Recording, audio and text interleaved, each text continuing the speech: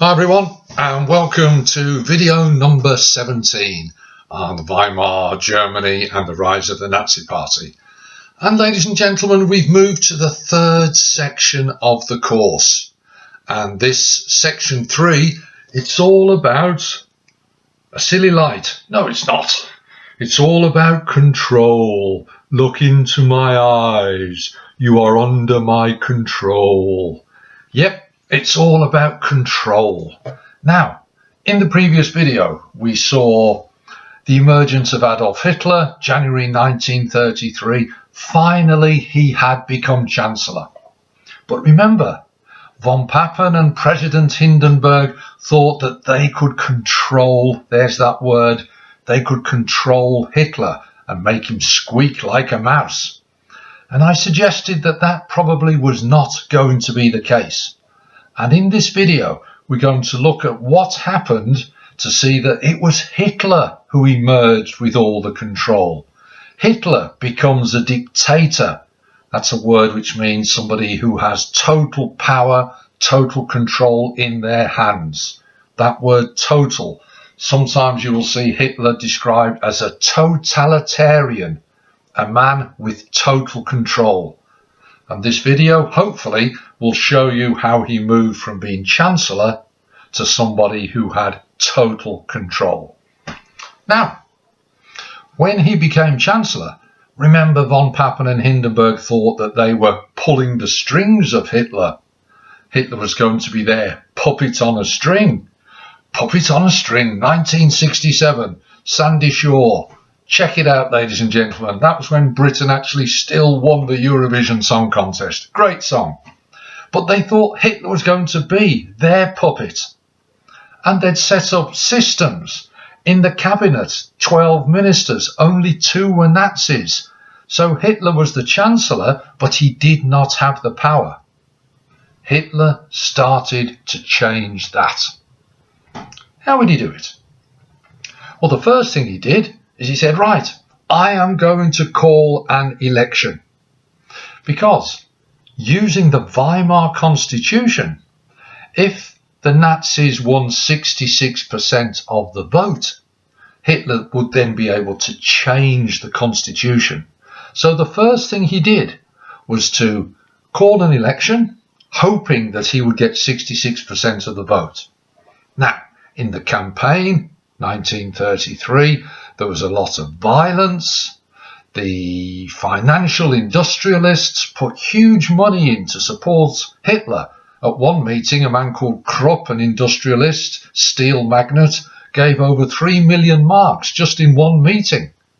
So Hitler is trying to use an election to get control. Now, sorry, put that down. Now, I've got one of my boards here to try and help you remember the key points of this part of the course. And the mnemonic, the word that we are going to use, is feared. Ladies and gentlemen, Hitler and the Nazi Party and Himmler and the SS were feared. Now, what's the feared all about? There they are. I will refer to them during this video. But the first one, there was a fire in the Reichstag, the German parliament. Now remember, the election has been called 27th of February 1933, just a week or so before the election. There is a fire in the German Reichstag. Now, who's to blame for that? Even now, it's a little bit uncertain. Probably it was the Nazi Party. But at the time, very, very quickly, a young communist, a man called van der Lubbe, confessed. This gave Hitler the chance. He said, aha, look, the communists. I've always told you they were a threat to Germany. Now we have the proof. They've tried to burn down our parliament. Very quickly, Hitler acted. It's a chance for him to attack and destroy the KPD, the German Communist Party. Their leader, Thalmann, was arrested, along with 4,000 other key communist workers, all in one night. Hitler then got President Hindenburg to give him an emergency decree, giving him the power to shut down the communist offices and their newspapers. This was just before the election. Would that have a turnout? Come on, get your words straight. Would that influence the outcome? The communists have just been shown as a threat to the country. Surely Hitler would use that in the election. And he did. 5th of March 1933, the election result showed, not surprisingly, a huge win for the Nazi Party. 288 seats, over 17 million votes. That was up 5 million on anything the Nazis had done before. But it was still only 44% of the vote. 44%. Hitler didn't even get 50%. This was a blow to Hitler. Remember, he's after 66% so he can change the constitution to what he wanted. So he's got a problem. But Hitler was a man who wouldn't let problems get in his way. He comes up with an answer. He comes up with a solution, which was clever and ruthless. This is what he did. First of all, he makes a coalition. He joins with another right-wing national party. So they've got 52 seats. Add that to the 288 seats of the Nazis. Now Hitler, his group, is over 50%. It's 52%. So he's got a majority. But it's still not the 66% he's after. What could he do? Well, he used the emergency powers granted to him by President Hindenburg, and he effectively bans the Communist Party. Now, the Communists had 81 seats. They won 81 seats in the election. Despite being blamed for the Reichstag fire, many Communists still voted for their party. So Hitler removes them. So that gives him even more of a higher percentage. He's beginning to take control. The fire in the Reichstag helps Hitler in the March elections. Yes, he wins the elections. Yes, he coalesces. He joins with the National Party, and he bans the communists. Put those together, and he's beginning to take control. The next one, down here, the E of feared, the Enabling Act. Ladies and gentlemen, that was very important. What was the Enabling Act all about? Well, it came just after the election. Basically, it's designed to take power and control away from the Reichstag, the parliament, and give it to Hitler instead. So removing it from a group of 600 MPs and putting control in the hands of one man, Adolf Hitler. What was the Enabling Act all about? Well, he said, right, this is what I'm suggesting. Article 1 of the Enabling Act. The Reich Cabinet should enact law. They should make the law, the Reich Cabinet. Article 2, these new laws should be different to the old Weimar Constitution. They should be what Hitler wanted. And Article 3, very important. The Chancellor prepares the laws for the Reich Cabinet to enact. Well, who's the Chancellor? Hitler.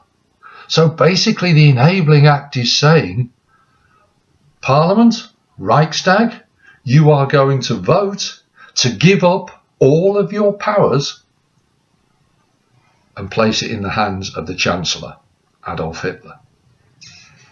Well, why would Parliament vote for that? Surely it's a bit like turkeys voting for Christmas. Why would they vote to give away all their power? Well, here's a couple of things. Number one, the Communist Party, remember, 81 of them, they are refused. They cannot vote. So there's a group who were going to vote against Hitler removed straight away. Other people could vote.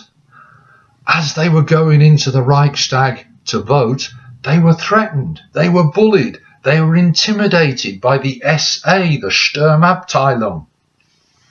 The Catholic Centre Party were bribed by Hitler. Very clever. He said to them, look, if you vote for me in the Enabling Act, I promise not to interfere in Catholic schools and you can sort that out yourself. So Hitler is using threats, bullying, refusing to allow people to vote, and bribes. Put that all together, and in the vote, the MPs in the Reichstag voted.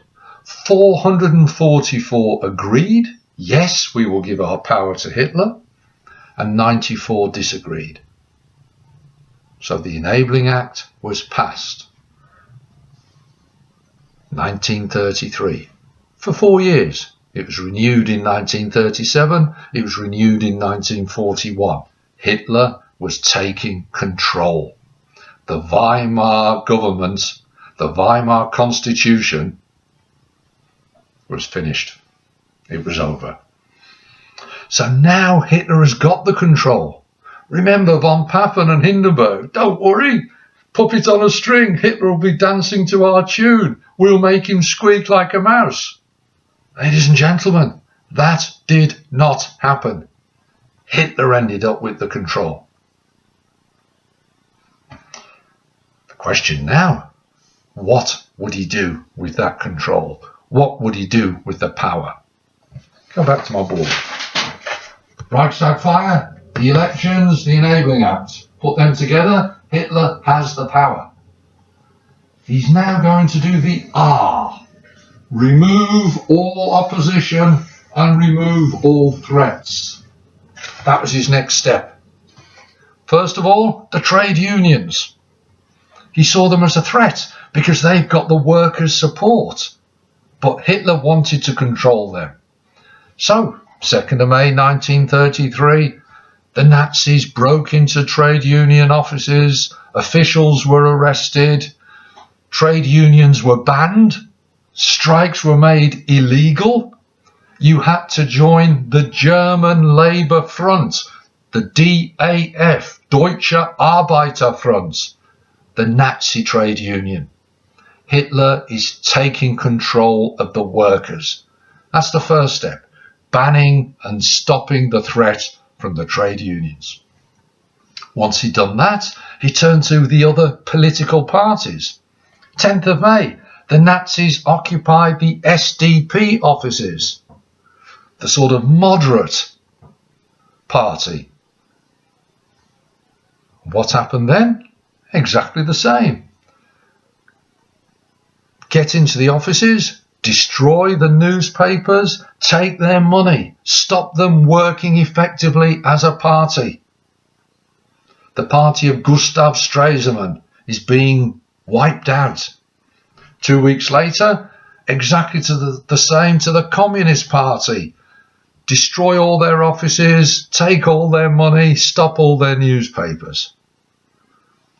July 1933, Hitler passes a law because he can, because of the Enabling Act. He passes a law. All political parties are made illegal except the Nazi Party. Wow. Didn't take him long, did it? So much for him being the puppet. Not quite working out like that, is it? So he's got control of the trade unions. He stopped all the political parties around the country. He then turns to local government.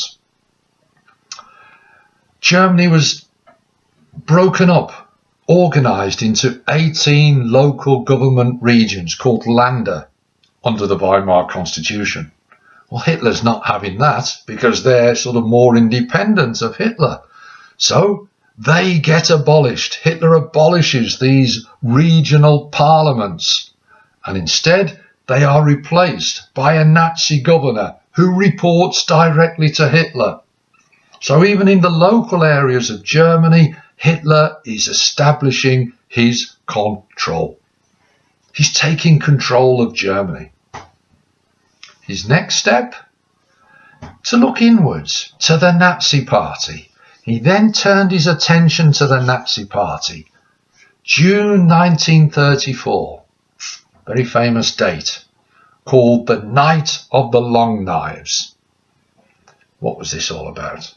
Hitler and his new supporters, the new group of SS led by Himmler, they turn on the old traditional allies, the SA led by Ernst Röhm.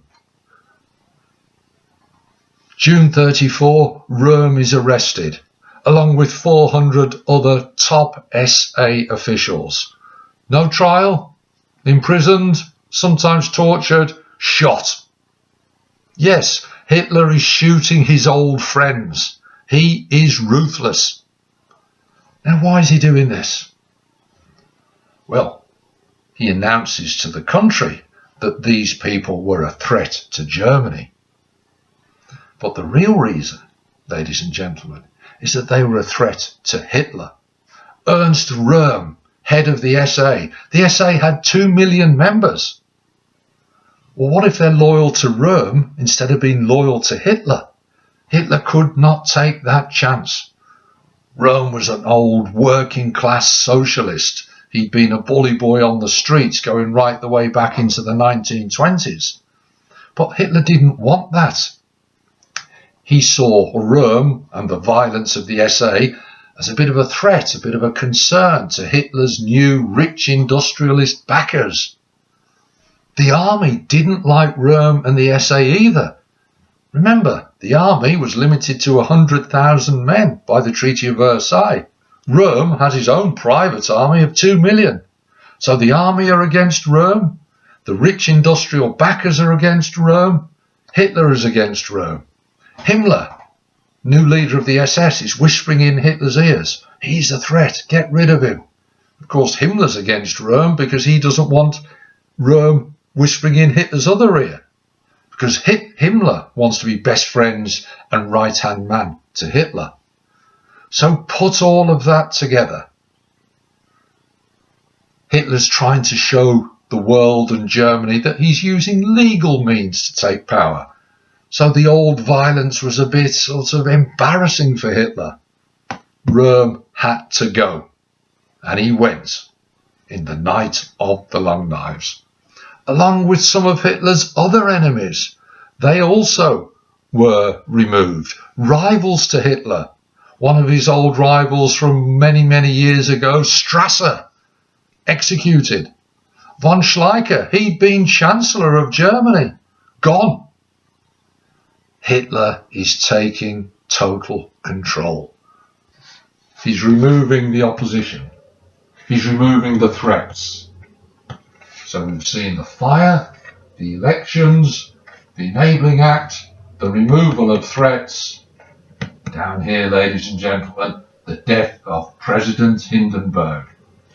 By now he's a very old man, 87 years old. August 1934, Hindenburg dies. Hitler reacts straight away. He organises the funeral. It's a worldwide event. People come from countries all over Europe and the world. Hindenburg was a respected leader. Hitler's in charge. It gives him the chance to show himself. He gives the speech at the funeral. And very quickly afterwards, he becomes president. So he's now Chancellor and president. There's only one group left, ladies and gentlemen. The army. And Hitler moves in here. Remember, he's already got rid of Röhm because the army didn't like him. So now Hitler begins to link himself very, very closely with the army. How does he do that? He makes them all sign and swear an oath of allegiance, loyalty to their Führer, loyalty to their leader, loyalty to Hitler. Even unto death. Every German soldier promised to die rather than turn their back on Adolf Hitler. He is in control. What does he do? 19th of August 1934, they have a vote, a plebiscite it was called, to confirm Hitler as the leader, the Führer. 90% of Germans voted yes, 38 million. 4 million said no, spoiling their papers. Quite brave. So we see, using the mnemonic, feared, because that's what would happen. Hitler uses these methods to get total control. The fire in the Reichstag to blame the communists. The elections in March, linked to the Enabling Act, where he takes all of the powers. He then uses the powers to remove the opposition. He becomes president when Hindenburg died. And then he linked himself in with the army. Hitler is ready to take control of Germany. What would he do with all that control? Well, that's coming soon in the next few videos. But just before we finish, a GCSE question. They might ask you, explain why Hitler could establish a dictatorship, 1933 to 1934. And they might choose two of these. Reichstag fire, Night of the Long Knives. Or explain why he could establish total control, and they might say the Enabling Act on removal of political parties. How would you answer that? Well, there's your answer. You would write a paragraph about all of those, saying what happened and how it led to Hitler gaining more and more control. It's there for you in case it comes up in the exam. Because then you wouldn't have to fear that question. Oh, sorry about that. So we've seen Hitler take control. He was nobody's puppet on a string. He was nobody's mouse ready to be squeaked. Of course not. He's now in charge. What is going to come next for Germany? Now that he's in charge, you are under my control. Well, let's see what happens. It's coming soon. All the best now. As ever, I hope it's been useful. Bye now.